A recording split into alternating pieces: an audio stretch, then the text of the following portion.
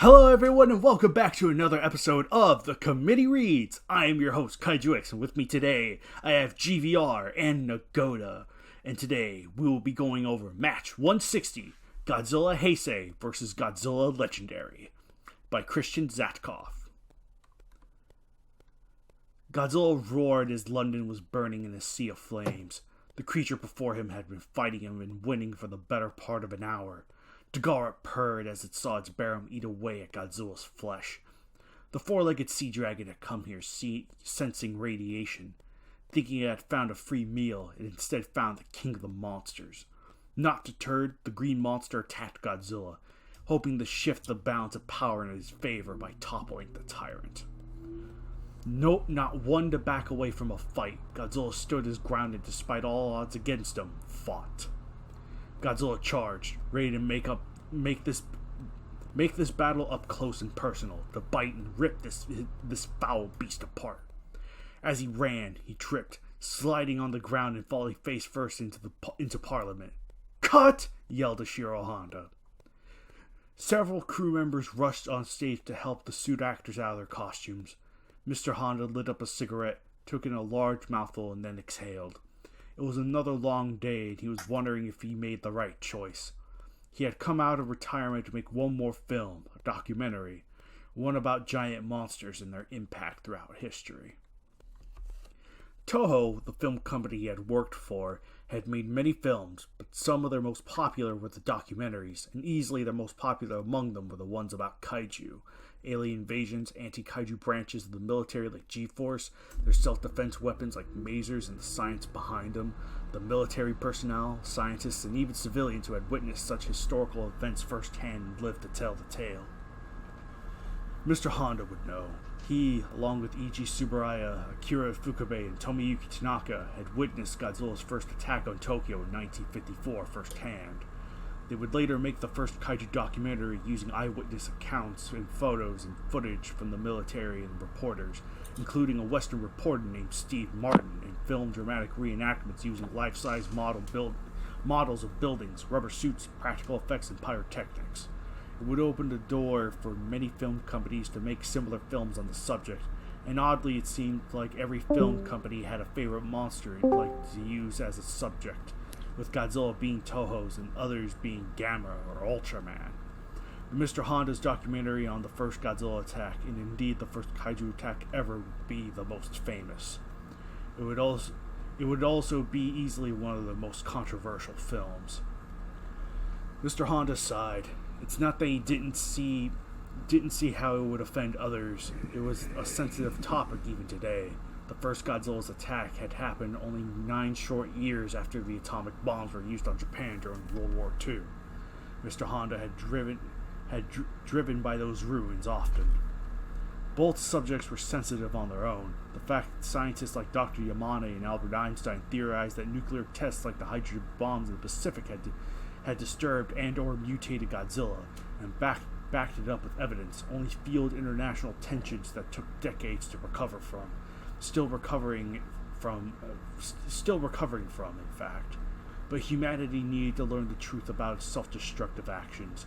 It had woken or created monsters through its arrogance, and like it or not, had to take responsibility for its mistakes.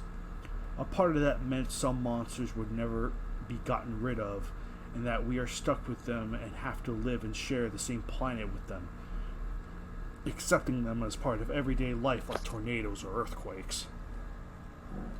And so brings him to his current project, and likely a new big time controversial one. It would be the anniversary of the 1954 attack soon, and the US had already declassified and released information that they had seen a second Godzilla during 1954. This one was different, brown with different shaped dorsal plates. All the nuclear tests in the Pacific were not tests, but a cover-up. Their true purpose was to kill the creature before it ever made landfall on any mainland. They failed. Though no eyewitness ever got a good look at it, and all the photo and video evidence was of poor quality, there were enough sightings over the decades to prove that it was still out there, still swimming, as elusive as a cryptid like the Loch Ness Monster. Now, there was now even allegations that all the bombings did was maybe create some kind of later Godzillas who showed up, like the one that almost melted down and nearly destroyed the planet in a blaze. That Godzilla had been both a blessing and a curse, and how often it both saved and threatened the world. Unfortunately, there wasn't much for Honda and his crew to work with regarding this mysterious brown Godzilla. Even if its alleged prey, the Muto, were easier to make films about. Unlike the brown Godzilla, civilization was not lucky enough to avoid contact with these odd monsters. They attacked several cities looking for nuclear energy before finding another one and mating. They had several run-ins with other monsters like Rodan, Gamera, and the current Godzilla. I love how it says this, yet the Mutos debuted like 20 matches later. Yeah! Well, don't you know, 2014 was the hot new thing. Anyway. Relatively speaking. Also, this is a way better debut for Legendary Godzilla than the Mutos got for their debut. Oh, yeah, no kidding. Their bodies were found, crushed, burning, and headless on an island that was the dumping ground for nuclear waste. Though no one had witnessed the fight, experts were sure that it was the mysterious brown Godzilla that Monarch tried killing, as the footprints matched it and not the current Godzilla. The fact that it went out of its way to burn the egg clusters the female Muto laid led experts to believe that the Muto were a rival species to Godzilla, much like Gauss were to Gamera. Or at least this breed of Godzilla, the run-ins with the currently active Godzilla could have just been a standard kaiju territory dispute.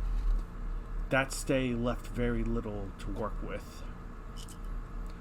So the majority of the film was going to be about the original one who attacked in 1954 before being killed and later turned into Kiru, the one who had saved the world from several alien invasions before resting on Monster Island permanently due to old age, and the current Godzilla. And then there were other monsters that feed off of radiation, even some of the monsters that were awoken, and rose from the oceans or underground like Baragon. The blast being big enough to see from space may have even attracted some space monsters. I don't think that checks out. I don't think that checked out either. Unless you're talking Bagora and he heard it. Right. Also, KWCs, you do keep cutting out on my end, just to let you know. Oh yeah, no. You're cutting out on my end too. Well, don't worry. I'm recording, and it records. We know you're not cutting out for yourself, but just for the sake of your two co-hosts. All right. Well, in that case, pass. Okay. Where is it, Mr. Honda side again? Yeah. Is that where it is? Okay. He was wondering how many more setbacks this documentary could have. The two actors had already almost drowned in the large pool on the first day of filming. Maybe you should have just done one more documentary on space and the other races out there, or just a film that takes place in space. It wasn't that he didn't enjoy doing the kaiju documentaries, but he loved space and making films about space. Though with monsters like Ghidorah and several failed invasions, sometimes kaiju and space overlapped. It's not like there aren't others who could do this film. Aren't others. That's great. Several have done the job before and after his retirement. He wondered what they could do to make this film stand out. The monsters have been reenacted by pretty much everything. Rubber suits, stop motion, claymation, animation, CGI. They had used footage from the news plenty of time. I think you and Greyshot could have done a better job at just looking over this match one more time. Oh yeah, no. Well, again, this was past me, so he would have done a terrible job. This was past you, who wrote 155 and 153. Exactly. So again, do not rely on that idiot. You never know. He might have replaced some words with icky.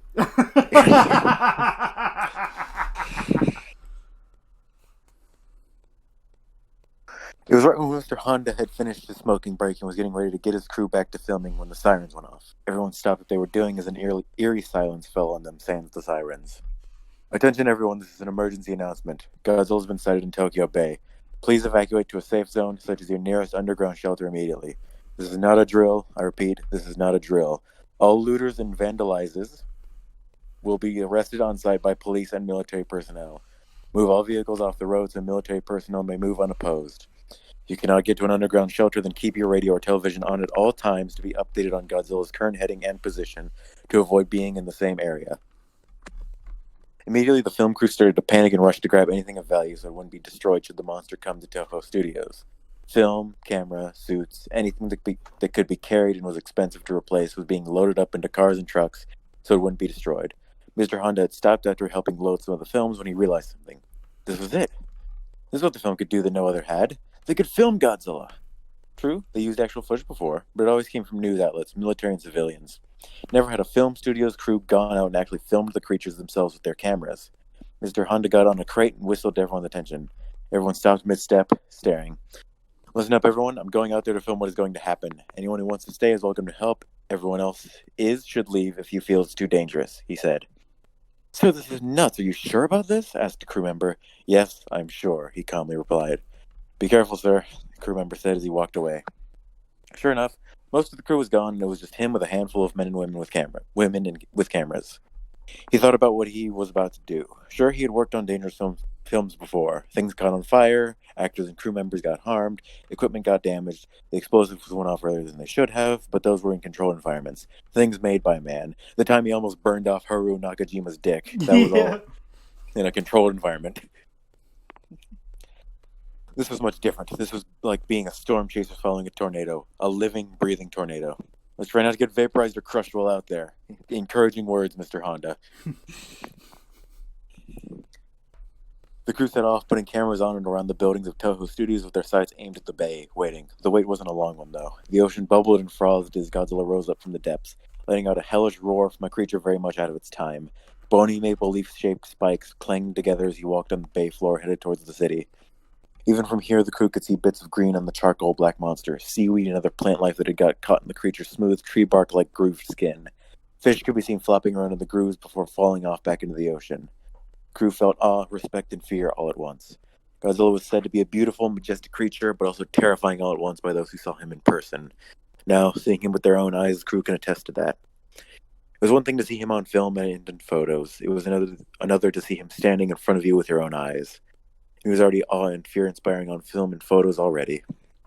Godzilla made his way on land, and the crew was impressed again once they saw how tall he was. Tanks and jets opened fire, exploding several pounds of ammunition into the monster. The creature lived up to reputation thus far of being nearly indestructible. He didn't even seem phased. He smashed into several buildings, rubble falling down, unable to withstand the Kaiju's might. A jet broke out of its squadron and fired missiles directly into Godzilla's eye.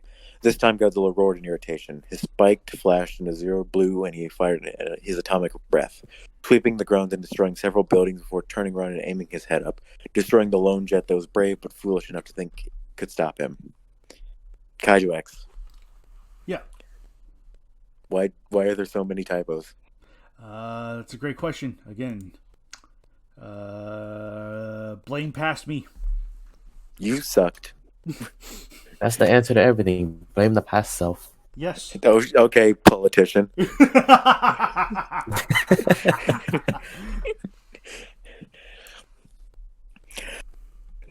The city fires cast Godzilla in an eerie orange glow, the smoke rising making him look like a creature that had rose right from the depths of hell itself. Jagged, lightning-like energy burned into Godzilla's chest. He turned his head back and saw his attackers. Mr. Honda recognized them as Mazers, and unlike the older variants, these were not carried on platforms by trucks, but built into the tanks themselves. These must be one of the more recent models. Godzilla charged forward, the Mazer team retreated all while firing the entire time. An unlucky Mazer got crushed underfoot. Godzilla roared and gave chase to the rest of the team. "Look!" one of the crew members shouted. As Godzilla moved further into the city, a mini tsunami headed toward land. The crew could only watch in horror as it crashed onto land. The results were instant and horrible. Buildings were damaged or downright destroyed. Some were uprooted and swept away by the current. Some of the fires caused by Godzilla were instantly put out by the hellish current, causing huge waves of steam to obscure the rest of the devastation. Godzilla paused for a moment to look back, then turned around to resume his assault on the Mazer tanks. Honda and his crew started to feel footsteps that were separate from Godzilla's. Footsteps heavier than Godzilla's. Whatever it was seemed to be deliberately walking slow, as if to avoid detection, like a lion stalking its prey. Each step seemed to be timed to try and match Godzilla's. It appeared to be working. Godzilla didn't seem to notice. It's possible that the crew only noticed it because compared to a kaiju, they were ants and would feel any tremor. As the Mazers So is that how Baggin got around in Baggin Fallout? Maybe. Yeah, that's how Kaiju were able to be so stealthy. Well, that's how Godzilla 2014 moved around. That's how he was able to sneak up on the Muto and get her. Yeah, I mean, don't you remember in King of the Monsters where he managed to sneak up on King Ghidorah like several times? Yeah. Well, full tilt sprinting. Yeah. I mean, it does make sense when you think about it, because it's like legendary Godzilla's been around for millions of years. He would know how to do that sort of thing. He would have the experience. He'd know how to hunt. Yep. As the Mazers retreated, the last one was unlucky. Godzilla would not let it go as he destroyed parts of a building, causing the debris to block the road, cutting off its escape. Godzilla's foot came down on the weapon, destroying it and killing its driver. Godzilla roared and continued onward. "Boss, I think we should go. He's headed this way and we got plenty of footage," said one of the cameramen. Mr. Honda agreed and was just about to declare it time to leave when the wind blew some of the steam obscuring the second monster. No one could ever predict what, or more accurately, who it was going to be. The creature was still somewhat obscured by the steam and smoke, but now the crew could see the outline, which looked awfully familiar. A brown foot came down, this time not timed with Godzilla's own. Godzilla stopped. Either he had finally heard the second set of footsteps, or he sensed he was being watched. Another brown, stumpy foot came down out of the smoke. This time, Godzilla turned around and saw the face of a stalker who appeared out of nowhere like a ghost. Godzilla jumped, as if startled or spooked. That is a mental image and a half right there. The monster walked out of the steam and smoke. If there was any doubt about what the creature really was, it was all but removed now. A second Godzilla. Pass. Oh, yeah. So, you guys, did you also realize that was the intro to, what's it called? Was that also 2014's intro for the Godzilla PS4 game? I believe so. That was probably an homage to that. Yeah. Mm-hmm. Anyways, Mr. Honda stared in disbelief. Not just a second Godzilla, but the second Godzilla. The second one from 1954 that Monarch tried to nuke to hell. No one had ever gotten a good look at it, but he was sure of it. The brown skin matched the descriptions from witnesses, and the spikes matched the photos and videos taken of it swimming. This Godzilla looked different for sure. It slouched. Its skin was covered in scales, unlike its smooth cousin. The spikes were shaped like broken shards of glass instead of maple leaves. At least until like 5 more years. It held its arms downward instead of up. Where the Godzilla the world knew looked like a dinosaur with dorsal plated. This one looked like a crocodile walking on 2 legs with dorsal plates. The feet were like elephants. Until like 5 years later when they grew out.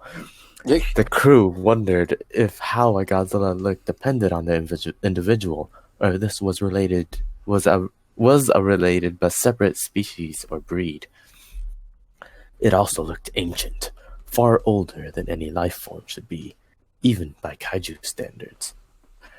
While exact numbers are unknown, several monsters, including Godzilla, have shown that they were not one of a kind. The fact that some monsters could literally revive from death itself made it even harder to determine if a monster was one of a kind, last of its kind, first of its kind, or if there were more. It can be assumed that the Godzillas everyone knows were not millions of years old, but offspring of several generations that reproduced in isolation to today. But this brown Godzilla gave the entire film crew the impression that he was no offspring born during or after the atomic age. No. Okay, is it... Yeah, Hello? Just start over from, no. Where? No, he felt like he was born before. Okay, yeah, because my mic for some reason muted for some bit. I don't know why. Gotcha. Discord's being a bit weird, I guess. No. He felt like he was born before the dinosaurs and lived long enough to witness several mass extinctions. Truth be told, the crew would say they felt like death itself had forgotten about him, and he just continued on. What is this, Chuck Norris? This elder Godzilla walked towards Godzilla, shaking the ground worse than him. It had to weigh more than Space Godzilla or Destroyer, and weighed almost as much as Biollante, aka Plant Godzilla's rose form. And if Ishiro Honda was right about this being the mystery brown Godzilla, then it did. Also, never start a sentence with "and." That was the one thing I learned from English class. Really? Yeah, I heard you don't can start start with a sentence "and" with and "and" "but" if it or works. "before." Wait, really? Or, That's a thing? like, it's not proper or something like that. I don't know. Huh. Or I maybe that remember was hearing just that taught you to can my do that. ear. Like, yeah, I know. This is the first time I've ever heard of that, actually. Because I know Wait, you mean they didn't teach you that? Is it just my year I that was gets random specifically changes, told or you can't. Sorry. Go ahead. Say what you're gonna say. wait, you can or can't? Okay, I was taught in my English college class, like the professor literally said, like, you will be told that you can't start a sentence with "and." You can. Yeah. Well, there it goes. Like like kindergarten to end of high school of English class learning. Then Yeah, no, it's like Yeah, you can start a sentence with "and" as long as it works. Yeah, as long as it works. That's the important part. Like, sometimes when you have a sentence that's just way too long and you can't carry it on, I think that would be a the good time. heavyset Godzilla ever what? I'm just saying, like if you have like a super long sentence and then you cut it off and then the next sentence starts with "and," I think that would be understandable, personally. All right. But go ahead. Like, where did you leave off? Did I cut out or anything? Just wanted to make sure Hold on a because my second. mic is being dumb. Where? I did. I'll just start from the depth of the Yeah, footprints. depth of the footprints. Yeah. The depth of the footprints is often used to figure out how heavy a monster is. The footprints of the one they tried to kill in the Pacific was on record as being by far the heavyset Godzilla ever recorded. Until Shin Godzilla came around, Right. and then he was back to being So- the And then heaviest 5 within the years monsters. later. You can really tell past Kaiju X was bad at editing. Right. But even so, I don't remember touching. Being by- Like, here's the thing. I may have been really bad at editing, and Gray Shot too. You know, I'll throw both of us under the bus for this. But that was the thing. I didn't edit. Like, I looked it over, was excited, and passed it off to Gray Shot. So I think this is still pretty raw, and where a lot of the mistakes and oversights we didn't catch on because I didn't have the experience for it at the time. So Anyways, that's all I'll say. That is all I'll say. it was then Mr. Honda noticed two things he didn't before. This Godzilla had armor on its body, mainly its chest, around the top of its head and face, and segmented armor on its tail. Does he really have armored tail? It's like a segmented tail, so yeah. Alright. Well, that explains the extra weight, he thought. The other was when it breathed in and out. This Elder Godzilla had gills on the side of its neck. The film crew was both excited and scared. They were the first to get a good look at and good footage of this Godzilla, and knew more about it in just a few seconds by getting a good look at it than the experts did for decades staring at blurry images on film projectors. I mean, that would make sense. Godzilla stood his ground, neither advancing nor backing down as he stared at this doppelganger. He was oddly silent. He gritted his teeth in anger and frustration. The last thing he wanted to do was fight an elder. Damn his luck. The elder Godzilla stared at this younger Godzilla. This was the reckless wild card who had just as often put the world in danger as well as save it.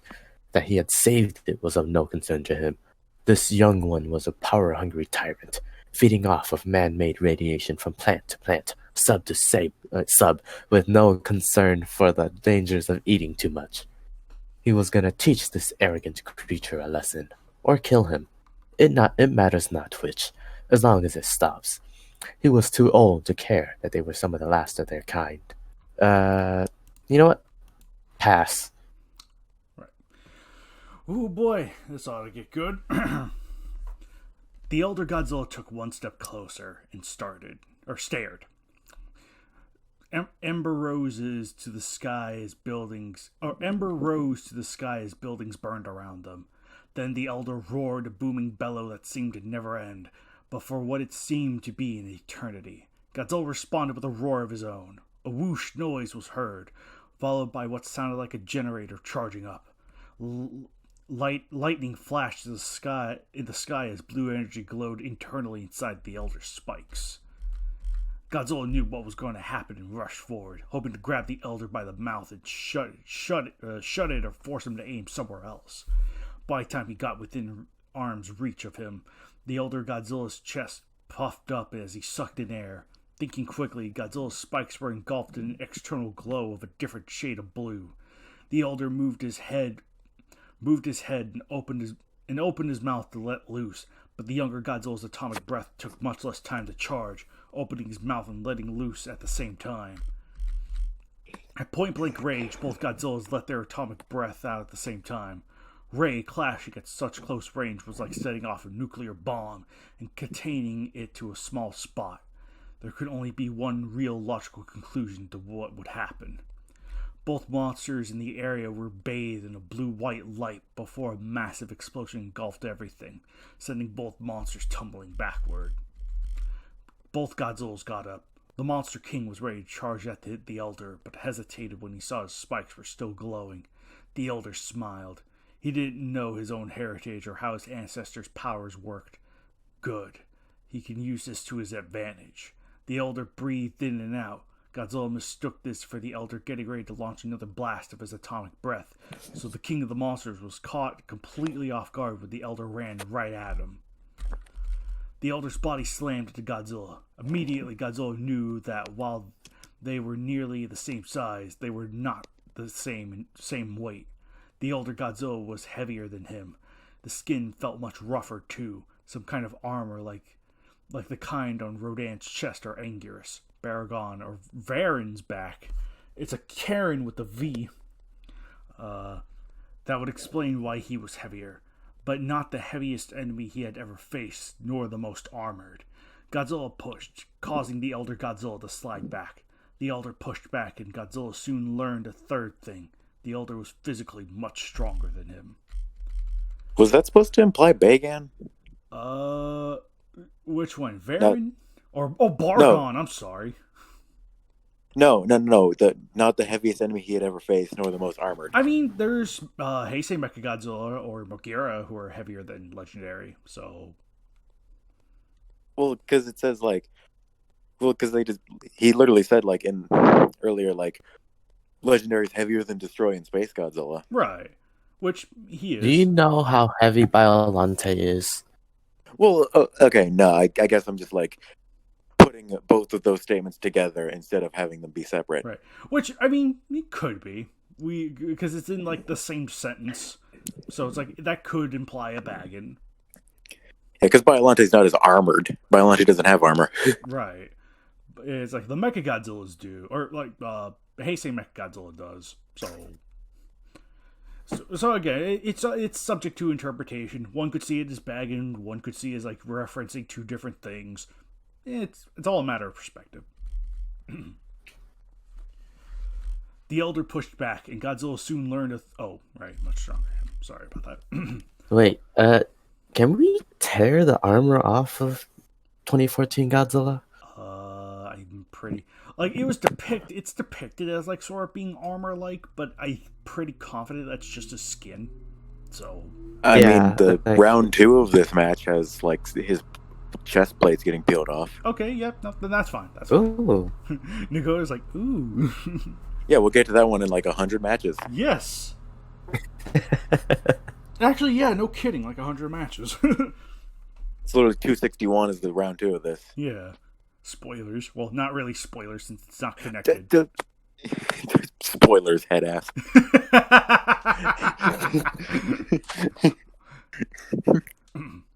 Soon it was Godzilla who was sliding back, pushing with both hands on the Elder's shoulders while the much older brown Godzilla pushed him with one hand on his chest. Godzilla dug his feet and the ground stopped sliding, suddenly shoving with all his might, throwing the Elder off balance. Godzilla knew he couldn't win a pushing contest, but he had picked up and thrown much bigger and heavier foes than this. There we go. There's your Mechagodzilla.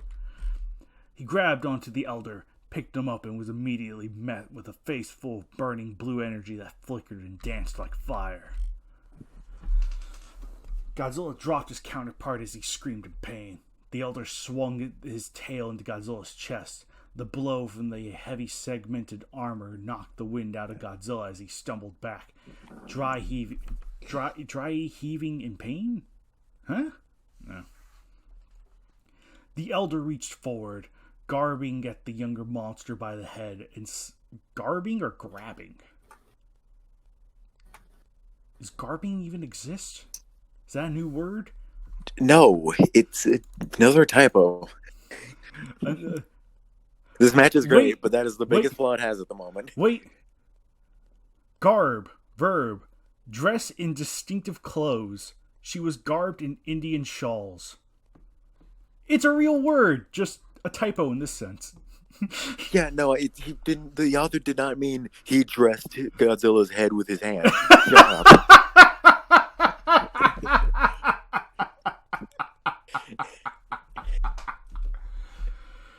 Oh, I was wondering why that word sounded familiar.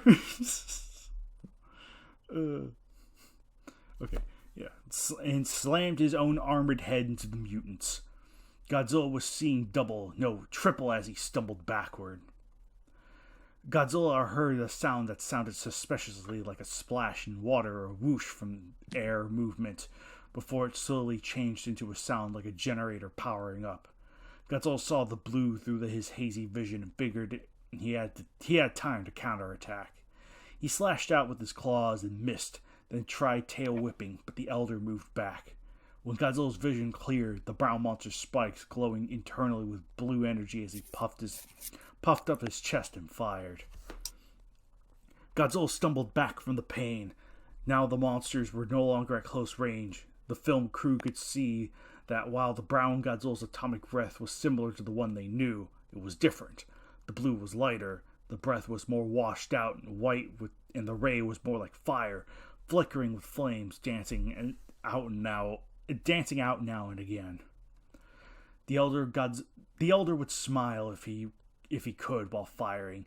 It was just as he suspected. The younger monster did not know how his atomic breath worked. The Elder Godzilla had been born at a time when the planet was much, much more radioactive than it is today. His species, as well as many others like the Muto, had naturally evolved and adapted to such an environment. Then the radiation died down over the centuries. The Muto dug underground to get close to the Earth's core and feed off the radiation. Some of his own kind had gone close to the ocean bottom to do the same. He had been alive long enough to see many things. He had seen his species get smaller and weaker through the generations of evolution, losing their armor or their atomic breath. With no more high amounts of radiation, there were no more large rivals and thus no more reason to be kaiju. Some of the descendants' offspring branched off into a subspecies that would evolve into what many would call the Godzillasaurs. He had lived through several mass extinctions, including the one that killed off most of the dinosaurs. Then came the human race. For the most part, they were barely any note to him. He had come to the surface once in a while and seen them, and they seemed to be just another species that would come and go, just as most of his kind had. But then they got smart, and one day split the atom. Oh, don't you just love when the sequel to something completely invalidates part of your match? Yes, this aged perfectly. Monsters such as Muto reawakened, and even worse, unnatural monsters, mutants, were born, no, created. The creature before him was once just a Godzillasaurus when exposed to man-made radiation had jump-started its evolution, mutating into a creature more similar to its ancestors, more similar to him. But as far as the Elder was concerned, it was a mutation and a poor imitation of the real thing. It was nothing more than a man-made mistake, a shadow of the species' former self. It couldn't even handle its atomic breath. Pass. Oh, yeah. Then the mutant stopped moving back. The elder eyebrows raised slightly at this. Then something unexpected happened. The younger monster started moving forward. The elder's eyes widened in shock. Godzilla marched forward, skin burning to a crisp on his chest, and grappled with the elder, who continued spitting. The elder grabbed onto Godzilla's shoulders with one claw and punched with the other. Godzilla bit down on the elder's arm, causing him to cease firing and to grunt in pain, the elder learning the hard way that Godzilla's jaws had double rows of teeth. Godzilla punched and clawed, sparks flying every time his nails scratched an armored hide. The elder used his free claw to gouge out one of Godzilla's eyes, causing him to roar in pain. Godzilla's spikes flashed with external blue-white energy, making a noise that sounded like a downed live wire crackling. The noise was loud enough that even from far away, the film crew had to cover their ears. Godzilla fired his atomic breath, sending the natural kaiju flying backward. Godzilla fired again, sending flying further back. This time he didn't let up and continued the stream, the elder sliding farther and farther till his feet gave out and he fell forward, gasping for air after the hit. That was a long sentence. What power? Was this DVC? Yeah, right. The mutant's atomic breath was more powerful. The elder looked up and saw that the burnt skin on Godzilla's face had healed, and even the skin on his chest was starting to heal before the steam had even cleared up. The elder started to realize he had underestimated this Godzilla. He was used to fighting natural monsters, not mutants, and this monster had mutated in some interesting ways. Stronger atomic breath, less charge time, and while it lacked armor, it had super fast regenerative capabilities. While the species were naturally good at healing, they weren't good enough to heal in the middle of a fight. He realized this fight was going to take longer than he thought. What else was this unnatural Godzilla capable of that nature never intended? Godzilla watched as the elder got up, noticing that while the armor had been damaged by both his claws and atomic breath, it wasn't anything significant. Just some slash marks and dark, black, burnt blotches. To say he didn't injure the elder would be false, but at this rate, if he wanted to end the fight using this strategy, he was going to have to chisel at him for hours. Godzilla had fought enough monsters over the years to be cautious. Even against a natural monster, he took them seriously. The natural Godzilla's armor was going to be a problem. It was not as tough as the armor in some of the machines like Mechagodzilla, but it was close enough. And his fighting style was different, the elder being better at fighting with tooth and claw. Okay, so I was just stupid. He was referring to Heisei Mechagodzilla earlier. Well, yeah, of course. The elder had the armor, strength, and weight and melee skills. Godzilla had the healing, superpowers, youth, energy, and stamina. And together they fight crime. Yeah. No, that's Nagoda's match. We'll get to that. Yeah, that'll be Nagoda's match. Well, it's true the elder had centuries of experience more. The elder was used to being the top predator. Godzilla was used to being an underdog. Even without clones or robot doubles, he still had experience fighting monsters more powerful than himself, like Destroyer or space monsters or gods. Godzilla knew he had the advantage, but it was still going to be a close fight. The two monsters made their way to each other and traded blows. Godzilla grabbed the elder's shoulder, who immediately broke his grip, unleashing a barrage of punches and claw strikes into his chest. Godzilla retaliated by slashing the stomach and sides of the elder, digging in his claws as deep as possible, avoiding the armor as much as he can. The elder grabbed him by the throat and punching with the other claw in the face over and over while pushing Godzilla back. Godzilla kneed the elder in the stomach as hard as he could. The elders held his stomach in pain as Godzilla backed up, then ran forward and jumped up, delivering a powerful drop kick to the elder Godzilla's face.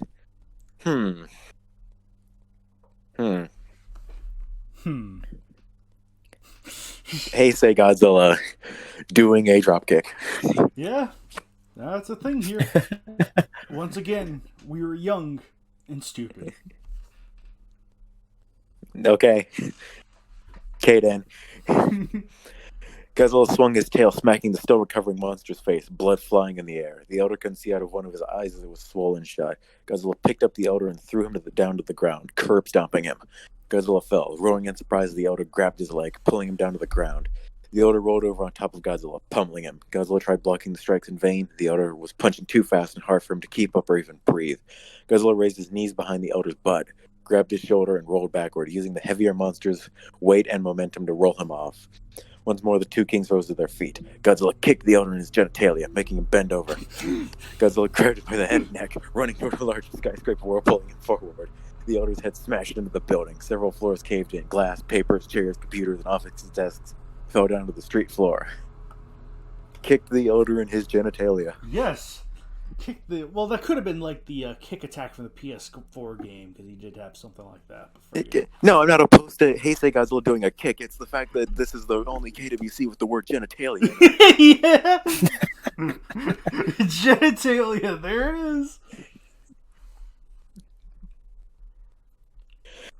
Godzilla let go, jumping back away from the other Godzilla's claws. Godzilla's spines crackled to life with deadly energy. The Elder braced himself, but Godzilla fired above his head, demolishing parts of the building behind him. Debris rained down on the Elder, bouncing off his armored head. The Elder stared daggers at the mutant, wondering what he was doing. Godzilla merely stared back before lifting his head to look up. The Elder, confused, cautiously looked up behind himself. It was a second before impact when he realized that the younger monster had cut off the top of the skyscraper. Tons of steel, glass, and concert fell on top of the beast, burying him. It was tragic, the end of that concert up there on the top of that building. Godzilla smirked. The fight was over. Are you sure? Debris exploded into the air as the Elder jumped at this man-made tomb, grabbing Godzilla by the head and groin. He lifted him up, turned him upside down, and performed a suplex, slamming him headfirst into the ground. There it is.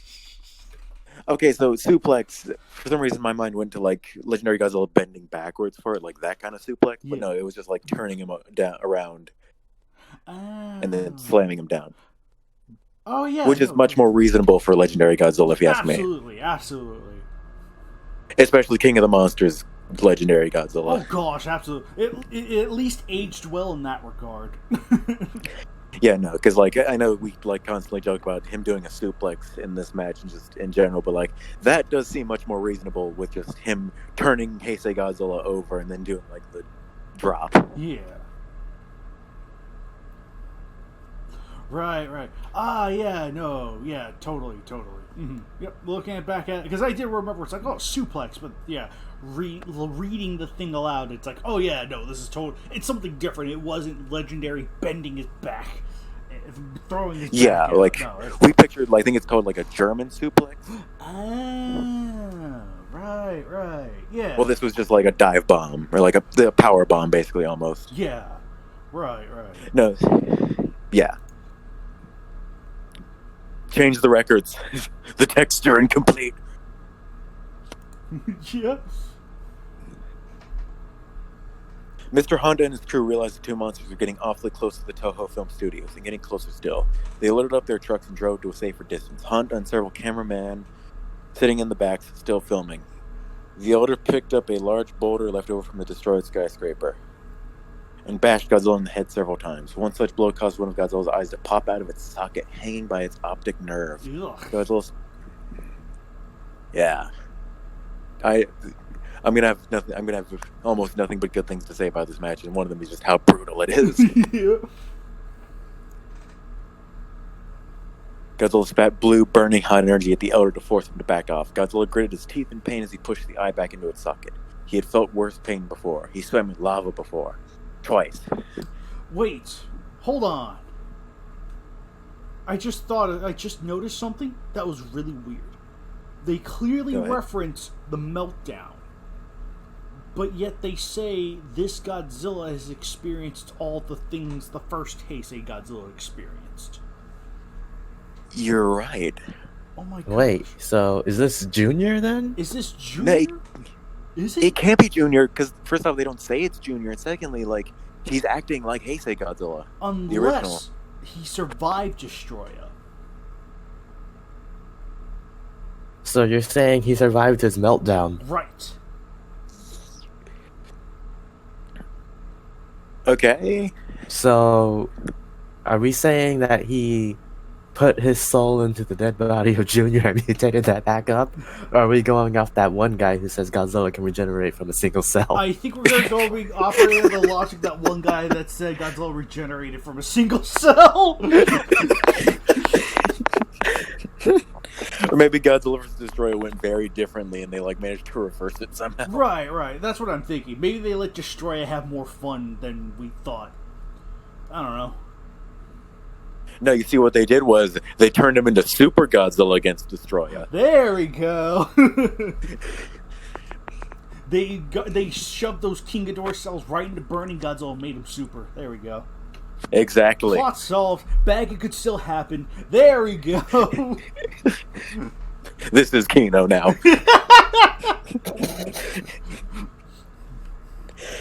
Godzilla charged at the Elder, trying in vain to scratch the Elder's non-armored parts, but the Elder monster kept blocking his blows. Godzilla's spines flashed once more. Mistaking this for a warning of another atomic blast, the Elder threw the boulder at Godzilla's chest. A loud thud could be heard. Instead of opening his mouth to fire another blast of his main weapon, Godzilla punched and clawed the Elder, conducting energy through his touch. Blue, lightning-like bolts zapped and burned the Elder's body. Godzilla wasn't even aiming for the unarmored spots anymore. Even when he hit the face or chest armor, it hurt. Godzilla unleashed a barrage of these attacks, wailing on the Elder monster, making him take a step back each time. Blood flew out of the Elder mouth and noise. Blood flew out of his noise. Yes. Yes, it did. The Elder fell to his hands and knees, breathing hard with a black eye. Godzilla saw Don't that you know, GVR? He's doing like speech bubbles. Oh no! It hit him so hard his speech bubble started bleeding. Godzilla saw that the Elder was exhausted. Old age had caught up with this monster. While he could fight, he didn't have the energy he did back in his youth. The Elder realized he had underestimated the other monster. Apparently mutation had given this Godzilla powers nature never intended. He needed to end this fight soon. He had a feeling he didn't want to know what other powers this creature had gotten from being exposed to unnatural sources of energy. His spines light up from the tip of his tail to his head. The Elder rose, with lightning flashing in the sky above him. Monsterverse Ghidorah is here now. Yeah, right. He puffed up his chest, ready to fire, but Godzilla lunged him, biting down on the set of gills on the right side of his neck, drawing blood. The Elder screamed out in pain. Godzilla's skin was like a frog's, absorbing oxygen through water. He need never worry about drowning. The case for the Elder was not the same. From the moment Godzilla had seen the gills, he knew they were a weak spot and had been purposely avoiding them and hitting every other unarmored part of the brown monster's body to lure the rival Godzilla into a false sense of security. Now his patience had paid off. The Rifle Monster King had lowered his guard and left his easiest weakness exploitable. Props to Heisei Godzilla. Yeah. Godzilla rose onto his claws, plunging it into the second set of gills on the other side of the neck. Blue energy bolts cracked and zapped from Godzilla's claws and teeth. The Elder Godzilla's skin burned, sizzled, and popped. The gills were eating the worst damage. Godzilla wasn't satisfied with just this. Not snap, crackle, pop. Damn. Godzilla wasn't satisfied with just this and fired his atomic breath into the open wound he was currently biting into, giving him the Batra treatment. Yep. Damn. The Elder died instantly. Punched and pushed furiously. Look, I'm sorry. Legendary Godzilla is powerful and all, but like atomic ray directly into the wounded gills, I feel like. Yeah, no, that would, Go in one side and out the other. Yeah. I mean, yeah.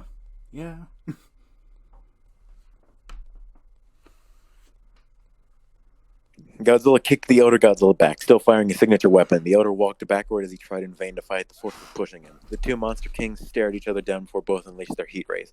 Godzilla's breath was an almost solid blue ray, the core white, surrounded by a dark blue with dots or streaks in it. The subatomic particles generating so much heat their collision with other atoms in the air, causing them to heat up and speed away, a chain reaction so violent even the human eye could see it, hence the dots. The Elder's breath was light blue, almost washed out or saturated completely by the white core, and flickering like fire and vapor made out of the subatomic particles splashing away.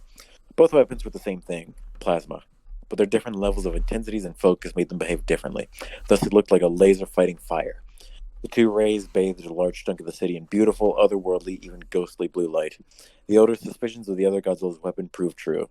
Godzilla's ray was winning the struggle, pushing the Elder's breath back toward him.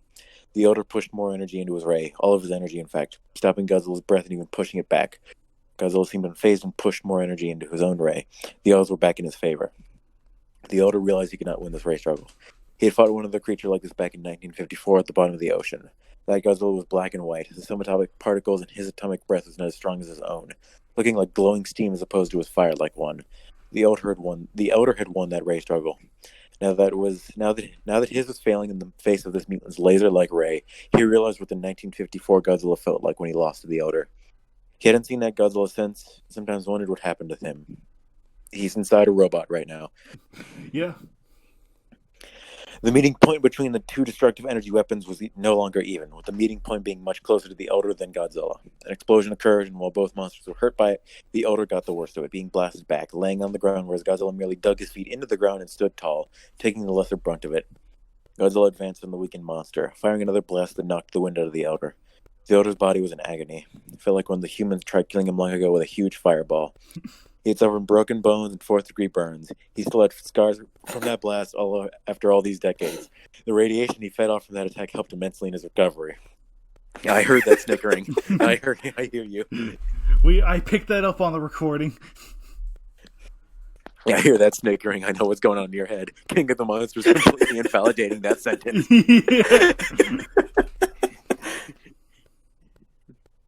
Is that what you're laughing about? Yep. Okay. How many matches with legendary Godzilla are we going to see King of the Monsters just invalidate huge swaths? We're going to have to see. Because, yeah, everyone had, like, their own predetermined thoughts on 2014 Godzilla. Then King of the Monsters showed up and stomped them all out. Yeah. Like, oh, the nuke hurt him. No, it didn't. Yeah, pretty much. The Elder got up. Godzilla continued to advance. He thought he had won this battle. He had no idea what the Elder had in mind. Just a little closer. The Elder smirked, causing Godzilla to be enraged with this mere defiance. The bait was taken. Just a little closer.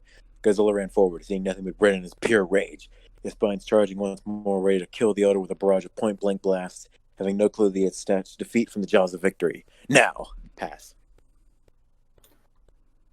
The Elder swung around, smashing his heavy, segmented, armored tail into Godzilla's chest. A look of rage was replaced with a look of horrified surprise as Godzilla heard his ribs crack. The impact strong enough to actually make one of his ribs snap out of his back. Damn, that's gotta hurt. Oh, yeah. The whiplash, yeah. Like having a rib, like, snap and stab you out your back. The whiplash made Godzilla's head snap back, firing into the sky harmlessly. The Elder twisted around again, the tail smashing into Godzilla's leg, bending it backward. Ugh. Godzilla hopped backward away from the next assault, grabbing his broken leg and snapping it back into place. I don't think Godzilla's flexible enough to do that. He might be. The Elder proved himself to be a true predator as he had gotten closer to Godzilla without making enough sound to be detected by him. By the time Godzilla...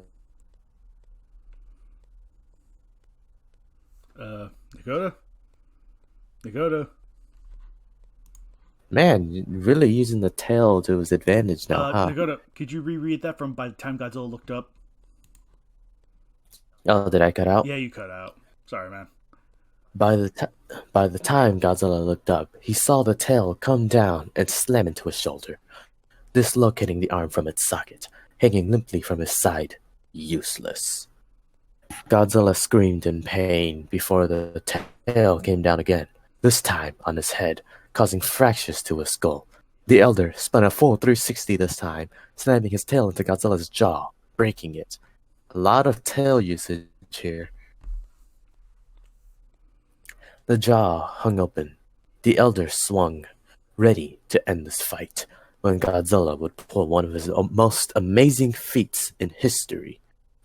Godzilla ducked before grabbing onto the tail with his one good arm, and with this one arm, only lifted the Elder Godzilla into the air by his tail. The Elder's eyes... I'm sorry, that's a little much. I get Heisei. I get Heisei can lift 150,000 tons. I get that. He can lift King Ghidorah, but that was with two hands. Right, and likewise Mechagodzilla, that was with two hands. So I'm sorry, this is a little much to me. Well, it is apparently one of his most amazing feats in history, don't you see? At least it set that up, so you know what? Alright. I mean, I don't think it's that ridiculous. It's a bit ridiculous, but I can understand, like, adrenaline flowing super hard. Yeah. No, I still find it a little too ridiculous for me, but that's also just... Because the lifting Heisei Mechagodzilla, like, he was not, like, adrenaline up. Yeah. No, he was just picking him up with both hands and, you know. So, yeah. No. Yeah, because that was before Super Mechagodzilla was formed. So it was just, like, Godzilla beating Heisei Mechagodzilla around. Yeah. So, again, I do get it. I'm not opposed to it. Just to me, it's a little ridiculous. To me. Alright, continue. Okay, so the elder's eyes widened in unbelievable shock, clawing at the ground to remain grounded and failing. Godzilla lifted and threw a creature heavy enough to rival some of the largest monsters in history, human or otherwise. The elder saw Godzilla's spines crackle with red energy. For the first time in centuries, he felt fear. A feeling he thought he had forgotten how to even feel. Red energy soon. The elder didn't even want to know what red meant. He needed to end this fight now. With a sudden burst of speed he never thought. I mean, he is fast. The elder got. With a sudden burst of speed he never thought himself capable of, the elder Godzilla's grabbed the mutant by the throat with one claw, squeezing, and closed the mouth with the other. Nowhere to go. That's what the elder thought. Nowhere for the energy to go. No atomic breath, or whatever it was Godzilla was powering up. The elder kneed Godzilla in the stomach with his leg several times. Looking into his eyes, he was confused to see Godzilla didn't seem scared. No gloating, but not worried either. He seemed indifferent. Why wasn't he worried? A bright flash of light and energy emitted from his body, sending the elder flying backward. The nuclear pulse had torn most of the armor off the monster. In fact, it was a moment after the elder got up that his chest armor fell on a gas station. Hey, it does fall on. Causing a massive explosion, and one of his tail armor segments fell down, almost smashing the Toho Film Studios, embedding itself into the ground, sticking out like a knife. Crashing on a gas station doesn't blow it up, but chest armor falling on it? That's a whole different story right there. Apparently. Yeah. Parts of his face had been burned off, showing bone or muscle underneath. Godzilla's spines were still flashing red. The elder got on his feet, charging forward like a steam-powered train. Hey look, he's faster than a locomotive. Godzilla fired a blood-red ray with crimson lightning bolts spiraling around it. The powerful attack slammed into the elder's chest, burning flesh off. The elder half ran, half dug his foot in the ground, pushing against the force and burning heat with all his might. Godzilla poured more energy into his attack, but it wasn't enough. The mutants soon realized they had something in common. Something that allowed them both to overcome impossible odds, to beat monsters faster, smarter, or stronger than themselves. An unbreakable will. The elder built up speed. Soon he was running at full speed. He couldn't even stop if he wanted, which he didn't. By the time the elder reached Godzilla, the red spiral ray had stopped. Godzilla was ready to fire another blast when the elder grabbed him by the head, clamping his jaw shut on the open maw of Godzilla. Spines charged up quickly. The elder spat his burning hot plasma down Godzilla's throat like in a literal kiss of death. Godzilla's body convulsed. He kicked and punched with his good arm. Finally, his eyes rolled up into his head, and his body went limp. The elder broke off the kiss, smoke coming out of his and Godzilla's mouth and nostrils, dropping the mutant down to the ground. The elder took a moment to catch his breath before turning around and headed back to sea. Flesh burnt off his chest, exposing his ribs. The elder didn't walk long before he stopped. Something didn't feel right. He turned around. Godzilla was back on his feet, smoke still issuing from his mouth and nose. He had only lost consciousness for a few seconds. What a monster! I know, right? What a monster he is. It's not like a monster to call another monster a monster. What is that? Monster racism? Scientists could only compare it to Biollante being shot in the mouth by Godzilla, or Megalon having one of his own napalm bombs thrown back in his mouth and exploding. I mean, Biollante is Heisei Godzilla in plant form. Yep. So His durability and regeneration were high even inside his body. The elder felt fear again. He fought strong monsters before, but he was almost always the top of the food chain, even among his own. Remember, almost always. Almost always, because that leaves Muto Prime. It predicted that. Godzilla raised his one good fist up, getting into a fighting stance. Something changed. The elder no longer looked at this creature with such disdain. Instead, he looked at him with much respect. I mean, he was gonna kill him earlier, I guess. He had looked at this battle the wrong way. It didn't matter that this was evolution versus mutation. Natural monsters versus man-made accidents. He had the same unbreakable will as his own. Natural or not, they were one and the same. He had the same fighting spirit as his ancestors did. The elder now saw him as an equal, and suddenly, it didn't seem so bad that he was abnormal. After all, he lived a lonely existence due to his lifespan.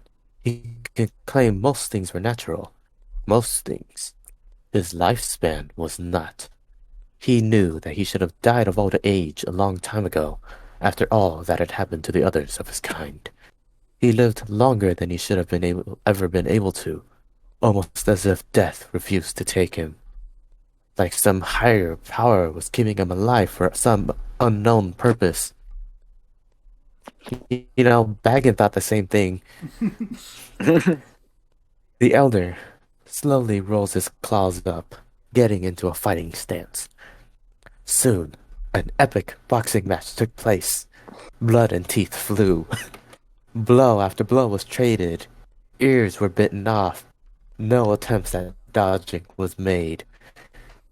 It seemed this fight would go on forever. Finally, Godzilla was swaying back and forth, his injuries having caught up with him at last. Nagoda, you cut out again. Hold on, man. Hold on. You alive? Before. What? From one... Did I cut out? Yeah, cut out again. One more punch. One more punch to the face, and Godzilla was down, almost crushing the Toho Film Studios as Jet Jaguar started counting out the pin. Pass. The elder stared at his unmoving body. Before he had come to kill him, Godzilla had threatened the world before. But would he do it now? No, he had changed his mind. Godzilla had saved the world as well. The elder didn't know what gave him such an unnaturally long life, or why, but he couldn't protect the planet forever. Time was not allowed to kill him, but others were. The world was filled with monsters again, and unlike the last one, this new age of monsters was filled with things unlike anything he had fought before back in his days. Most of them not natural or even of this planet. He was only one monster, and unlike him, Godzilla was used to fighting everything and no stranger to being an underdog.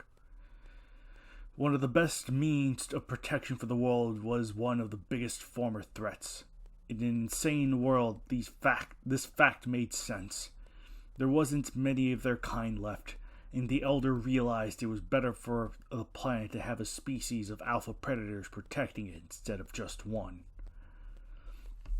The elder Godzilla turned to walk when a claw grabbed his leg. The elder Godzilla looked down, seeing Godzilla struggling to get up, growling how he would murder him. The elder gave an almost exasperated look of exhaustion before slamming his free foot down on Godzilla's head, knocking him out cold. For real this time. Unbreakable will was a blessing for their kind, but at times could also be a curse. The elder walked back to the ocean, exhausted but alive. He stopped long enough to give out a long roar that seemed to go on forever before resuming his march. Honda and his crew watched and filmed as this other king of the monsters returned to his watery home, the setting sun making him look like a shadow in the sparkling water. Fires were still going on his gills, but were too small to hurt or even be noticed by the brown Godzilla. A helicopter flew by, firing a tracking device onto the creature's open chest wound. The creature didn't seem to notice that either. Once at neck level, smoke rose as the fires were put out by the water rushing into the gills. Blood washed away from the gills as the creature swam out like a giant crocodile and disappeared into the depths. Honda and his crew were startled as Godzilla rose to his feet, having regained consciousness. He too made his way back to the ocean, his tail barely missing the Toho Film Studios. The helicopter made its way past Godzilla, landing in the studio parking lot, the Monarch logo on its side. As the engine died down, the crew was surprised to see the world-famous kaijuologist, Dr. Serizawa, step out of the chopper. While not the same man, the fact he shared his name with the scientist who sacrificed his life to stop the original Godzilla that attacked Japan back in 1954 was no coincidence. A relative, in honor of that sacrifice, named their child after him, who would later grow up to work for Monarch and study the brown Godzilla in Muto. It seemed the family was forever destined to be tied with Godzilla in one way or another. The film crew went out to greet him, asking if they could interview him for their film, and he agreed on the conditions that they allow Monarch to look at their footage for research purposes. Godzilla stopped. Suddenly he fired a blast of blue energy from his mouth into the sky, then continued walking. Everyone jumped in shock as a giant condor fell to the ground, on fire and dead, shaking the ground for miles. Godzilla let out a grunt, sounding much like a giant lion. He was in no mood to deal with another surprise attacker. Godzilla walked into the ocean, grabbing his jaw, snapping it back into place before he too disappeared in the dying sunlight and ocean waves. Today, two monster kings had clashed. Honda remembered Dr. Yamane saying he could not believe the first Godzilla was the only surviving member of its kind, and wondered not for the first time in his life how many there were hiding in the deepest, darkest oceans. Several months later, Gojira vs. Godzilla, How the Atomic Age Began the Age of Monsters. The title was a mouthful, but it was a major success, easily one of the biggest documentaries Toho had ever made. Monarch had given constant updates on the brown Godzilla, even up to the film's post-production was being completed. Due to the epic battle that took place right at where the film studio's own doorsteps, it became clear this brown Godzilla could and would go anywhere on the planet. It was not exactly an ally of the creatures that had long since protected/destroyed Japan for years. Now that it was known both creatures were alive and well, for the sake of avoiding confusion, it was decided that the international name for the Godzilla who called Japan's waters his home would be his Japanese name, Gojira, while the brown one that the US tried to kill instead would be called Godzilla from now on. One thing remained on everyone's mind about the predator now. Where was he? On an island several miles from Japan's mainland, Anguirus barked in a warning at the Elder. The Elder Godzilla smirked. So this was what Godzilla was doing when he roared bloody murder.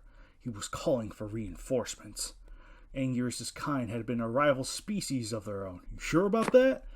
That Godzilla had been able to form a partnership with one was impressive. Maybe he could learn to tame a Muto to be a valuable ally. Foreshadowing.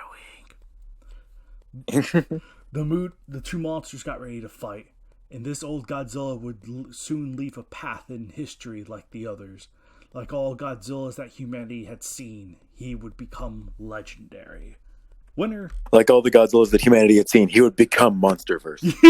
Yeah, right. Wouldn't that be a way to end it? He would become Monsterverse.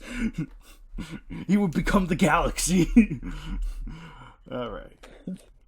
So, I have to say, Their battle will be legendary. Don't you know? Yeah. Finally, a worthy opponent. Our battle will be legendary. And I think in a lot of ways, indeed, it was.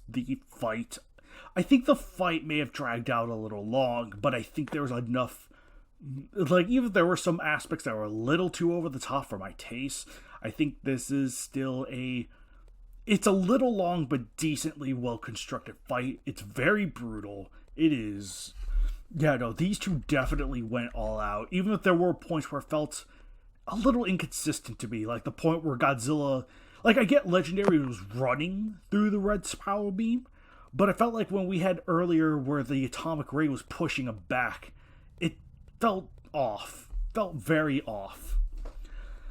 But I do think it also has a really brilliant backdrop of Ishiro Honda being a filmmaker and recording this fight.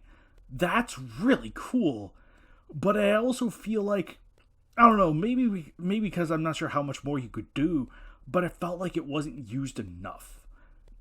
That probably sounds really weird to say. In here is a brilliant, brilliant match. But in a way, I think it's too, how should I say this? Too brilliant for its own good and kind of falters on some of the execution, including a lot of grammatical errors. Both oversights on my part and Grayshot's part, and just, yeah, no, because there are a lot of errors here that could have used just a second pass to touch it up some. This is still a good KWC. It teeters on being great, but for me it doesn't break. It's just really good, not great. I think some of its faults and some of its over the top elements just don't. Again, maybe it's just me. It just doesn't quite jive with me personally. But again, really good KWC, but I don't think it's one of our greats. But that could just be me. Maybe you guys have something else to say.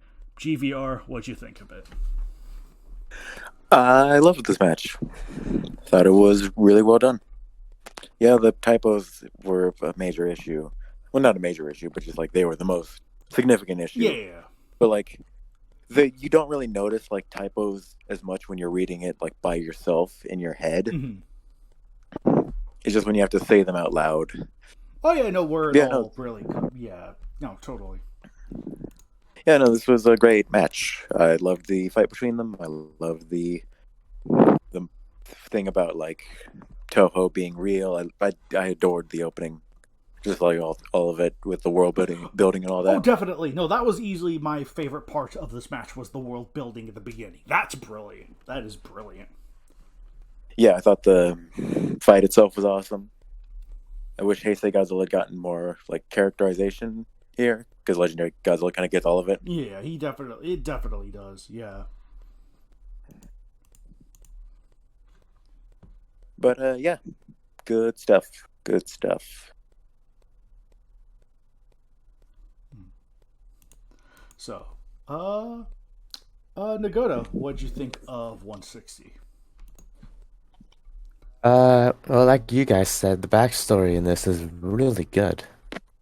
Also, I really like how it starts off as like they're making a movie, like a documentary on a past fight, which then leads into them basically making a live recording of an actual Godzilla attack. Plus, like all the different going how Legendary saw Heisei Godzilla, like the mutation, and how he kept being surprised by all these new powers that this mutation had. Also, the banners is just, yes, it's good. Oh yeah, no, the banner from Jackson Morris, once again, he operates on black magic logic and pulls out something beautiful. Oh, it looks so good. Mm-hmm.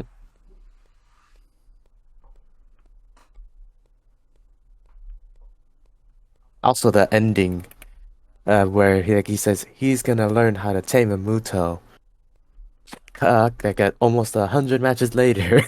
Not even, more like 50 matches later. Mm-hmm. So, again, foreshadowing. Anyway. But yeah, no, like, again, Jackson Moore's banner, I think this easily ranks as one of his best, personally. You got the reds, you got the blues, you got the Godzillas, you got Toho Studios right in front. front and center. I think You got Oho Studios. Oh yeah, Toho Studios. I'm sorry, we couldn't use Toho in this one. What? Don't you know Toho came down and said you can't use Toho, so we called it Oho in the banner. I'm kidding on that. I'm kidding. But yeah, no, I think there were definitely some heavier. Like the minute details on the the blue glows on the spikes are great. Yes. But yeah, no, this again, great, excellent setup. Leads in, and again, to me, it leads into just sort of like a brutal fight that I think goes on for a little too long. It gets a little too over the top. I think that's my personal issue with it. Had it been a little bit more restrained, I think I would have been fine with it. But yeah, no, this is all around really good KWC to me. Just falls a little shy to me. Falls just a little shy, and part of that is because of the grammatical errors for me.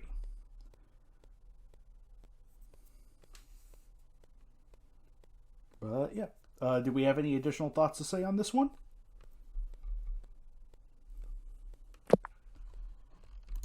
No, I think we're good. All right. Then yeah, this has When Godzilla versus Godzilla versus Godzilla versus Godzilla. Oh, God. Junior versus Zilla. Oh no. Well, in the meantime, will we see you guys next time for match 161? Till then, everyone.